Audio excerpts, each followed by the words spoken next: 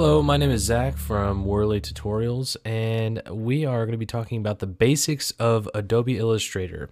Now, before we actually get into the functionality and getting into an actual document, one of the things I wanted to cover was the definition of what vector means. A lot of people don't quite understand that Illustrator is not, it's definitely not like Photoshop, and it's not Paint, and so getting your mind wrapped around the idea of what a vector is sometimes a little tough because it's very different from what you're used to.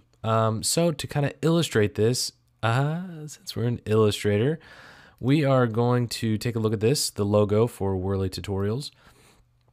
Now, the first thing that you'll notice, if you're absolutely brand new to Illustrator, what you will notice is that when you hover over an image, or at least, I'm sorry, a vector image, it's going to have these lines that kind of pop around it.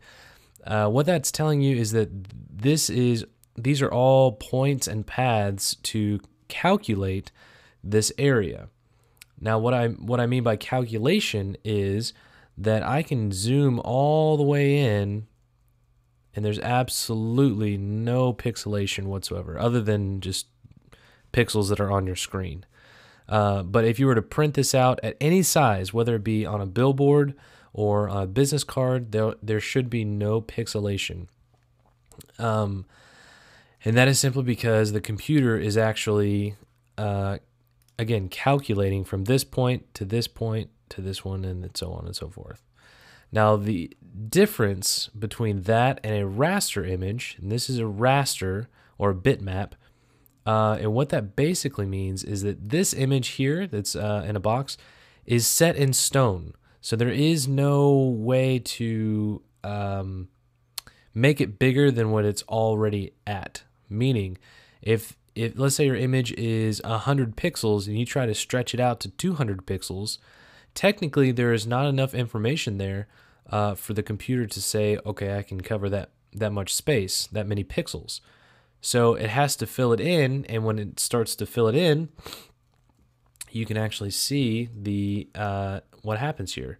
There is pretty heavy pixelation, and you want to try to stay away from that when dealing in logos or working with anything that you're going to take to a large scale, or something that you want to be really flexible. So for instance, I mean, a logo is the best example, because a logo is going to be on a billboard, it's going to be on a business card, a letterhead, on your website. It's going to be everywhere.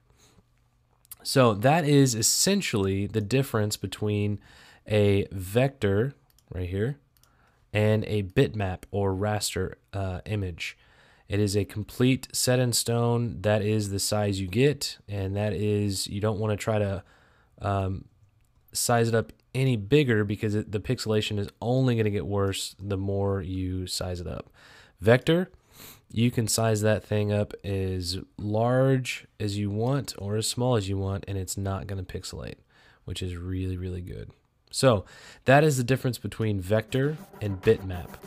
Now we're going to get into the functionality of how to use these calculations to actually create the images we want.